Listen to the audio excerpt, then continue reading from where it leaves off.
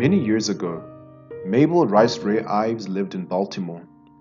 It was in the faraway days of streetcars, and in order to reach the downtown shopping district, Mable had to ride the streetcar for a long way from the residential part of the city where she lived. Part of this journey was down a very long hill that, treeless and drab, was lined with small shops and poor houses. For years, as a growing girl, Mable had been taking this trip, and then, one spring, she began to be aware of a strange impulse to get off the trolley car when she was halfway down the long hill. This was, of course, ridiculous. Why would she want to get off the car? There were no cross streets. She knew no one in the neighborhood. Why would she get off, and what would she do if she did get off? So, trip after trip, she reasoned with herself, talking herself out of it and feeling really very foolish. The feeling persisted. She should stop the car halfway down the hill and get off. Finally, after this had been going on for many weeks, she lost patience.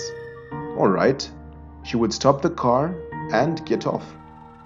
So the next time she had occasion to go shopping, she did just that.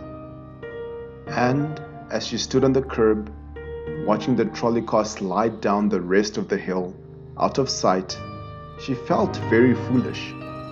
So now what was she supposed to do?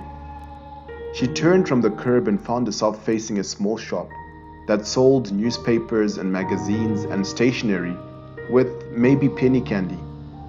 Mable, not knowing what else to do, went over to the shop and walked in. Behind the counter, there was an older woman with a gentle smile and beautiful eyes.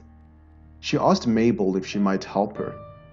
Mable said helplessly, "I don't know. I don't know what I want. I don't know what I came for."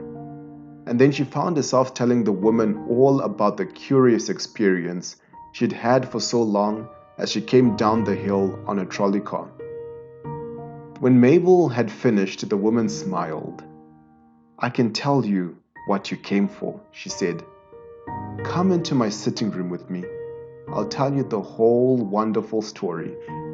And that is how Mable Ives received the first word she had ever heard of the wonderful cause to which, for so many years and with such selfish courage, she gave her life. Mabel's story is a clear example of how our lives, though sometimes seeming random, are susceptible to guidance from something perhaps otherworldly.